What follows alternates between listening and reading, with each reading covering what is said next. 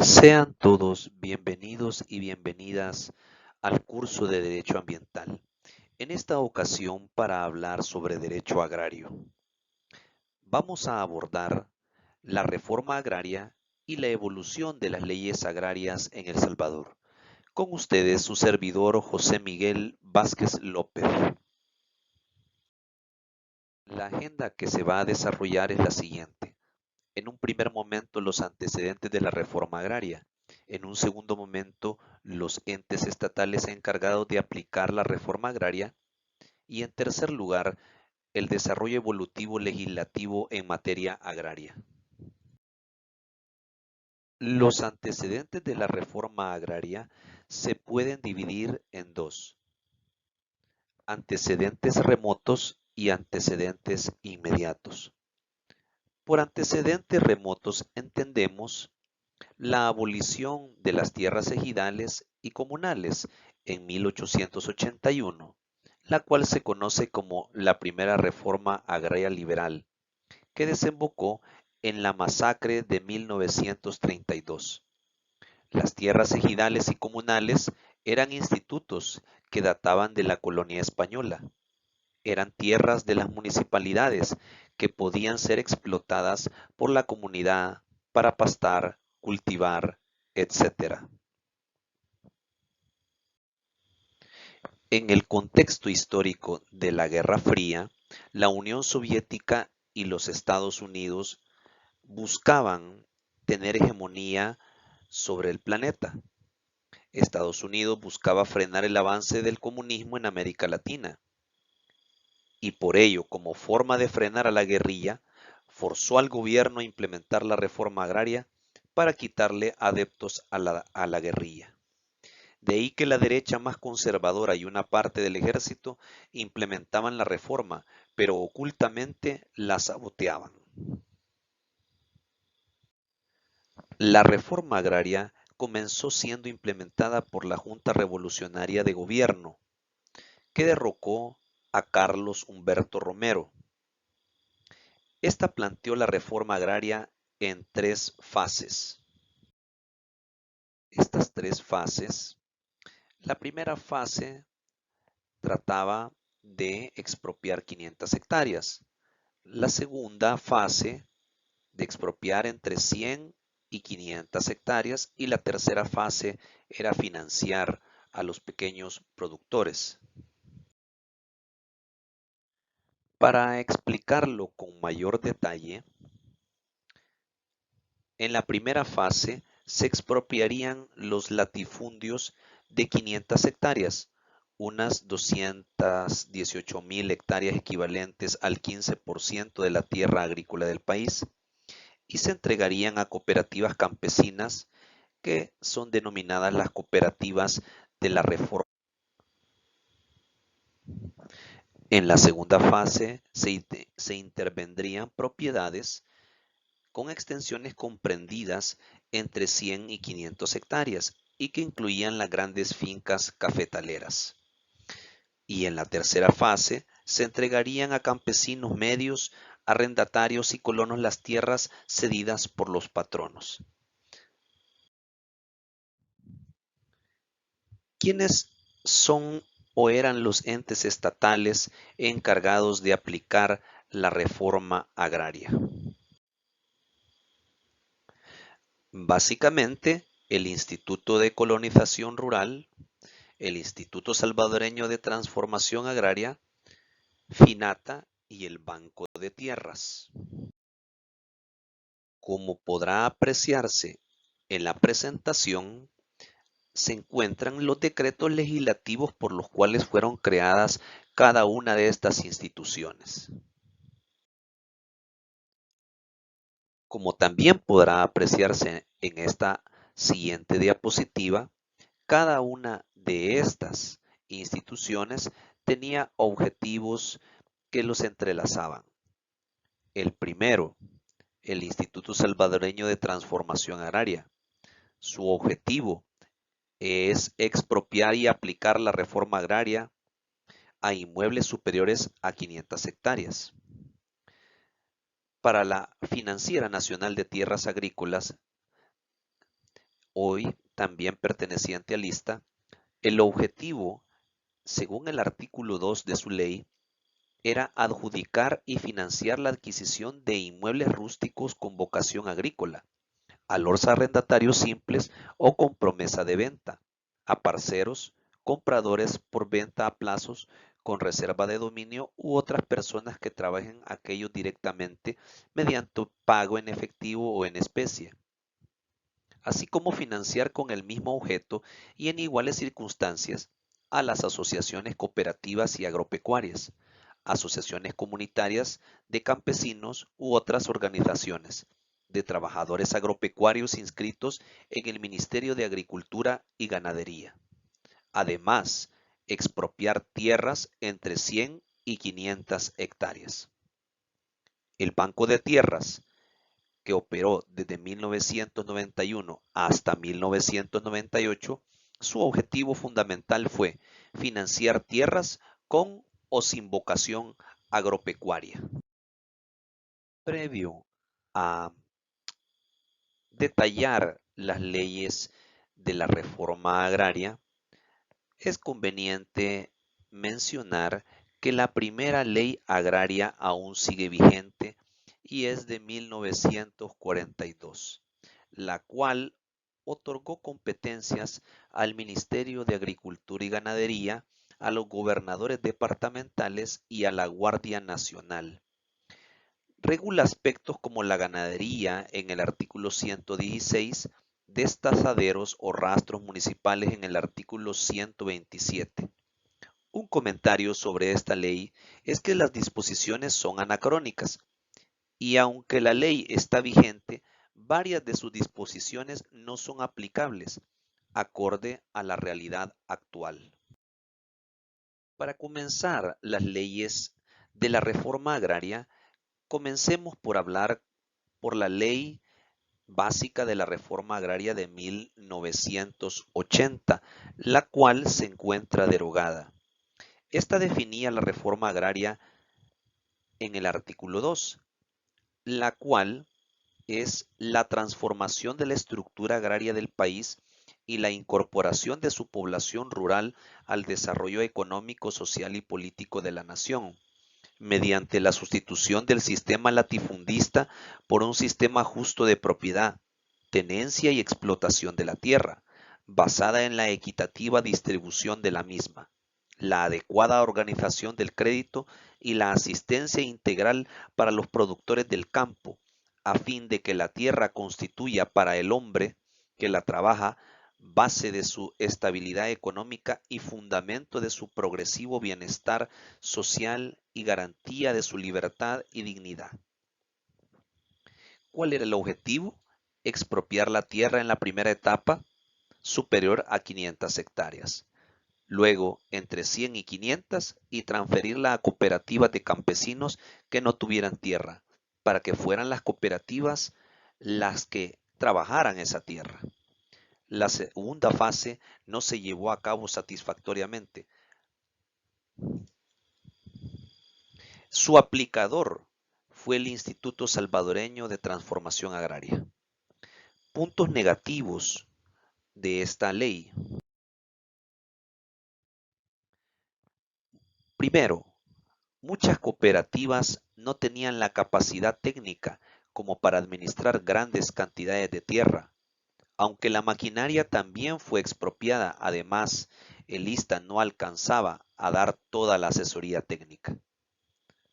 En segundo lugar, la Constitución de 1983 fijó el límite en 245 hectáreas en el artículo 105. La siguiente ley es la Ley para la Afectación y Traspaso de Tierras Agrícolas a favor de sus cultivadores directos, la cual fue derogada. El objetivo, de acuerdo al artículo 1, es adquirir por el Estado los inmuebles que no sean explotados directamente por sus propietarios, para transferirla a quienes cuya explotación sea realizada por arrendatarios simples o con promesa de venta, a parceros, compradores por venta a plazos con reserva de dominio y otras personas que los trabajen directamente mediante pago en efectivo o en especie de cualquiera que fuera su extensión. El aplicador fue la Financiera Nacional de Tierras Agrícolas. El objetivo era eliminar el sistema de explotación indirecta de la tierra. Se trataba de que fueran propietarios de las tierras quienes cultivaban directamente la misma. La siguiente ley es la Ley de Transferencia Voluntaria de Tierras con Vocación Agropecuaria, derogada en 1987. Su objetivo, según el artículo 1, fue impulsar un proceso masivo de transferencia voluntaria de tierras con vocación agropecuaria, ofrecidas por los propietarios directamente a los beneficiarios de la reforma agraria, financiando Finata la adquisición de las mismas. Finata pagaba el valor de la tierra a los expropietarios y financiaba su adquisición a los campesinos con créditos muy bajos, de poco interés y con plazos de hasta 20 años, restringiendo los inmuebles con vínculo de bien de familia y con hipoteca. Era una manera de los terratenientes de que en vez que les quitaran la tierra por la fuerza, ellos la ofrecían y hasta se podía negociar el valor de la misma. Su aplicador fue la Financiera Nacional de Tierras Agrícolas, Finata. La Ley Especial para la Afectación y Destino de las Tierras Rústicas excedentes de las 45 hectáreas, de 1988, la cual está vigente. ¿Cuál es el objetivo de esta ley? Darle operatividad al artículo 105 de la Constitución y transferir a lista las tierras excedentes de 245 hectáreas, excepto las pertenecientes a asociaciones cooperativas campesinas beneficiarias de la reforma agraria, únicas que pueden tener más del límite constitucional. Su aplicador es el ISTA. No hay tierras superiores a 245 hectáreas de propietarios particulares, excepto casos especiales aún en estudio. Ley Especial de Asociaciones Agropecuarias, vigente desde 1980. Su aplicador es el MAG a través del ente desconcentrado Departamento de Asociaciones Agropecuarias. También se les aplica la vigente Ley General de Asociaciones Cooperativas, en lo que no se oponga a esta ley especial. Por ejemplo, el otorgamiento de personalidad jurídica, que no la otorga el INSAFOCOP. Su objetivo, otorgar personalidad jurídica a las asociaciones de producción agropecuarias, pesqueras y relacionadas. Su artículo 1, todas llevan las palabras de producción agropecuaria de RL. Ley del régimen especial de la tierra en propiedad de las asociaciones cooperativas, comunales y comunitarias campesinas y beneficiarios de la reforma agraria, vigente desde 1996. Su objetivo es consolidar el proceso de la reforma agraria. Su aplicador es el Ministerio de Agricultura y Ganadería. Es la principal ley que aún pervive como parte del proceso de reforma agraria. Consolida la tenencia y producción de la tierra bajo el modelo asociatividad y cooperativismo. A continuación vamos a ver las demás leyes agrarias relacionadas con la actividad agropecuaria, no con la reforma agraria. La primera es la Ley General de Ordenación y Promoción de Pesca y Acuicultura, desde el año 2001 vigente.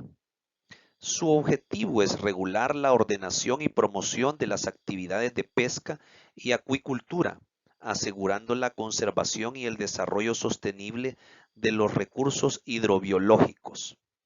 Su aplicador es el MAG, a través de entes como el Consejo Nacional de Pesca y Acuicultura y Comité Consultivo Científico Nacional, Centro de Desarrollo de la Pesca y la Acuicultura, CENDEPESCA. A través de esta ley se regula, protege e impulsa la equilibrada explotación de los recursos hidrobiológicos, como conceder autorización para la pesca, etc.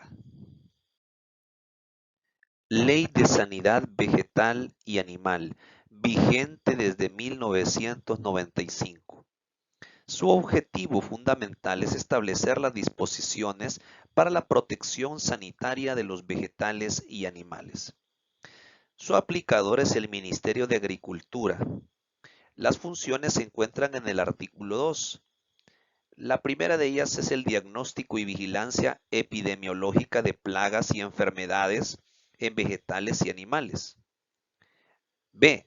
El control cuarentenario de vegetales y animales, sus productos y subproductos, así como de los equipos, materiales y medios de transporte utilizados en su movilización. C.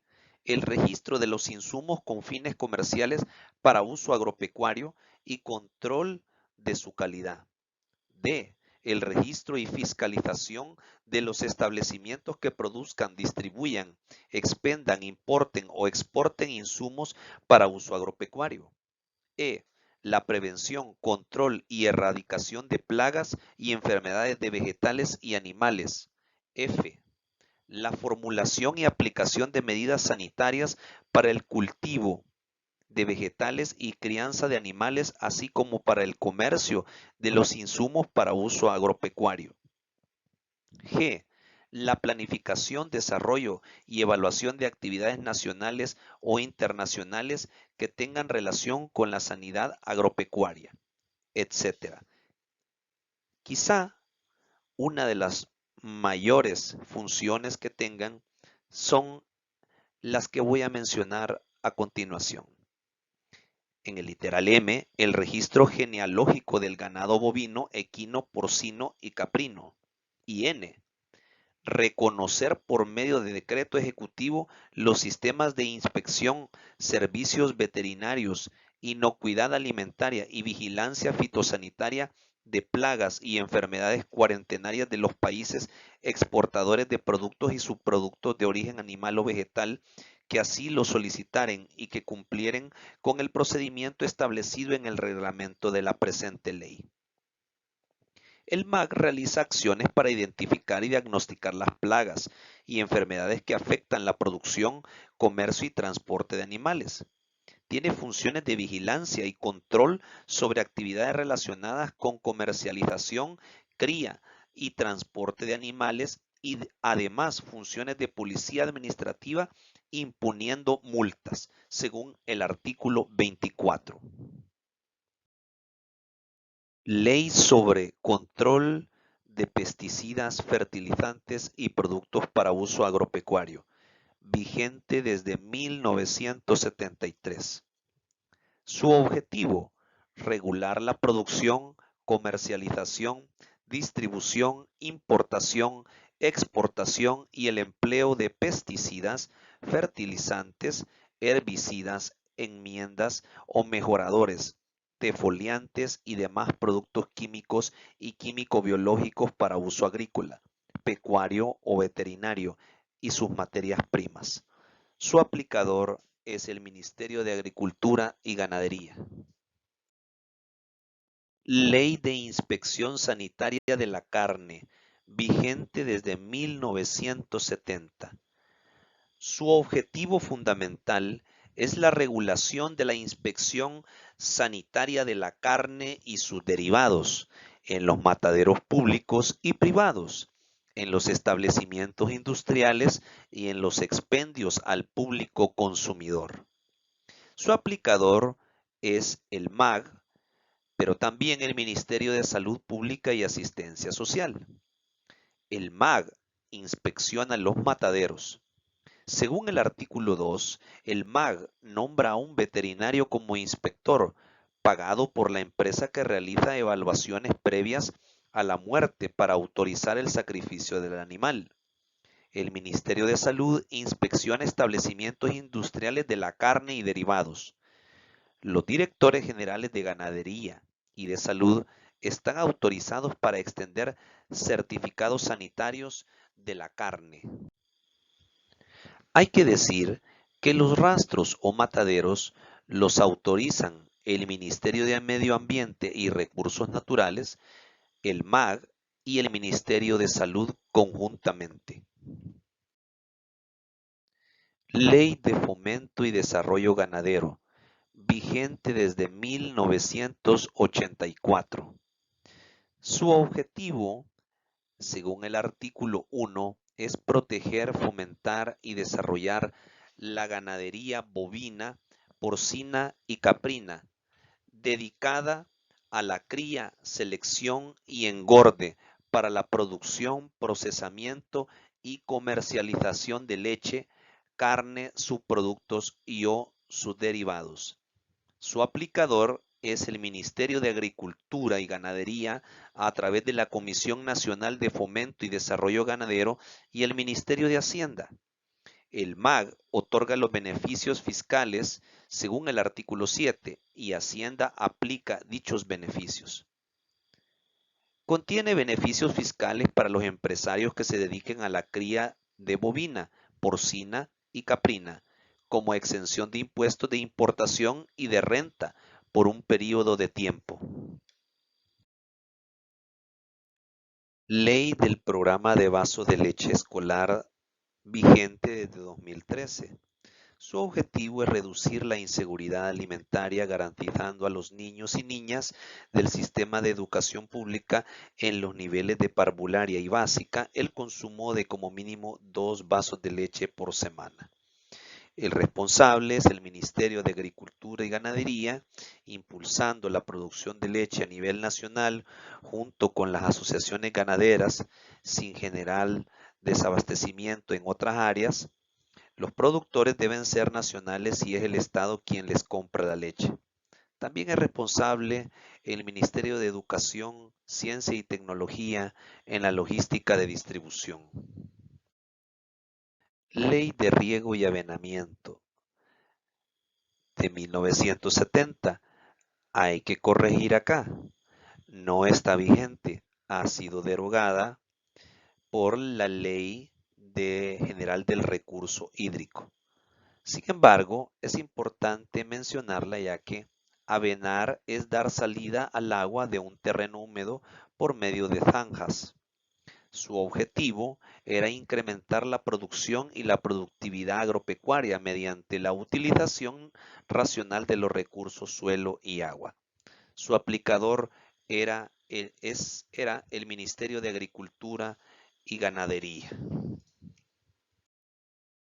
Ley de Semillas vigente desde 2011.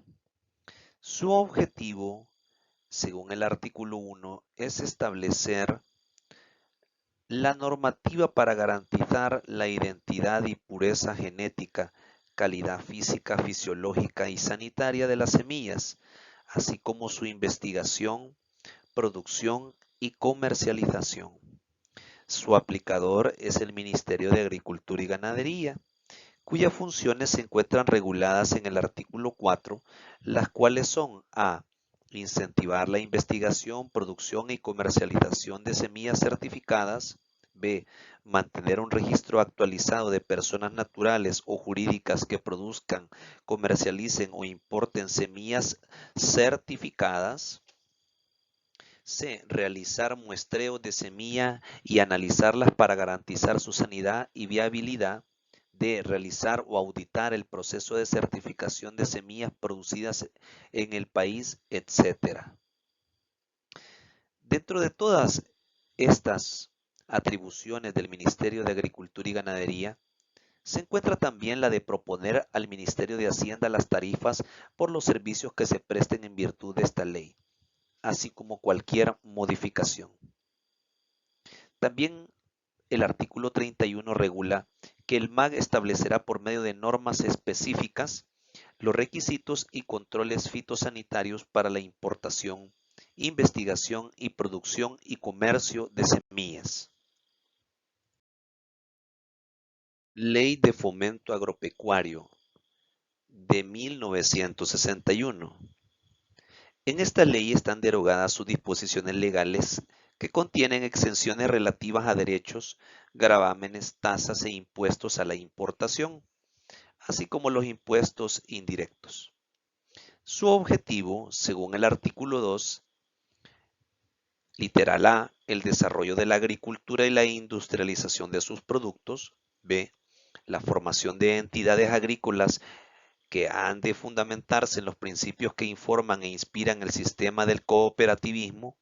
Literal C, la manipulación técnica, el uso más racional o el aprovechamiento mejor de los productos vegetales y animales, como también la ejecución y desarrollo más útil de las actividades del campo. En general, regular las actividades y labores propias de la agricultura, ganadería, avicultura, la cual es el proceso de cría y cuidado de las aves; apicultura, la cual es la crianza y cuidado de las abejas; la horticultura es la técnica del cultivo de plantas que se desarrollan en huertos; y en general, todas aquellas que directamente están vinculadas con las anteriormente expresadas. Como se puede apreciar, su aplicador es el Ministerio de Agricultura y Ganadería. Las acciones concretas para fomentar la producción agropecuaria no están en la ley, pero por ejemplo, se tiene programas de entregas de semillas, abonos y fertilizantes para los productores a fin de impulsar la actividad agrícola. Finalmente, la Ley de creación de la Dirección General de Economía Agropecuaria de 1961. Entre sus objetivos está desarrollar estadísticas y elaborar estudios de previsión de cosechas y producción pecuaria que permitan la formulación de una política agropecuaria. Proporcionar información básica y análisis económico sobre producción agropecuaria. Elaborar estudios especiales sobre producción, conservación y mercadeo de los productos agropecuarios. Elaboración y preparación de planes y programas de fomento agropecuario. Básicamente, la dirección es un ente realizador de estudios y además consultivo del MAG en temas agropecuarios.